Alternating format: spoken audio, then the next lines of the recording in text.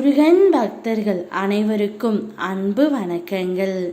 என் அன்பு குழந்தையே, நீ உன்னுடைய வாழ்க்கையில் சில உறவுகளை பிரிந்து இருக்கின்றாய்.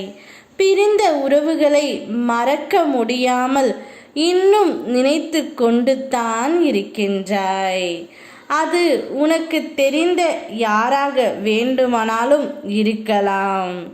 நீ எந்த உறவின் மீது அதிக அன்பு வைத்து இருக்கின்றாயோ அந்த உறவைத்தான் இப்பொழுது நீ பிரிந்து இருக்கின்றாய் தங்கமே. காலத்தின் கட்டாயத்தாலும் விதியாலும் சதியாலும் நீ அந்த உறவை பிரிந்து விட்டாய். ஆனாலும் உனக்குள் ஒரு வருத்தம் இருக்கின்றது. அந்த உறவு இப்பொழுது எப்படி இருக்கிறார்கள் என்று சில சமயங்களில் உனக்கு தோன்றுகின்றதா தங்கமே? என்னுடைய உண்மையான அன்பை அவர்கள் புரிந்து கொள்ளவில்லை என்று. அதே சமயங்களில் அவருடைய உண்மையான அன்பும் உனக்கு புரியவில்லை என்று தோன்றுகின்றது. இது காலத்தின் கட்டாயம்தான். உங்கள் இருவரின் மீதும் எந்த பிழையும் இல்லை செல்லமே. ஏதோ ஒரு மனக்கசப்பு ஏற்பட்டு சதியையும் மாயையும் உங்களை சூழ்ந்து உங்கள் உறவுகளுக்குள் பிளவு ஏற்பட்டு விட்டது.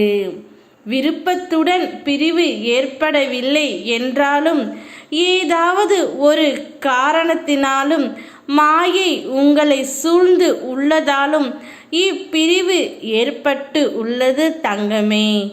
உன்னுடைய வாழ்க்கையில் அச்சமயத்தில் என்ன நடக்கிறது என்று தெரியாமல் திகைத்து நின்று உள்ளாய்.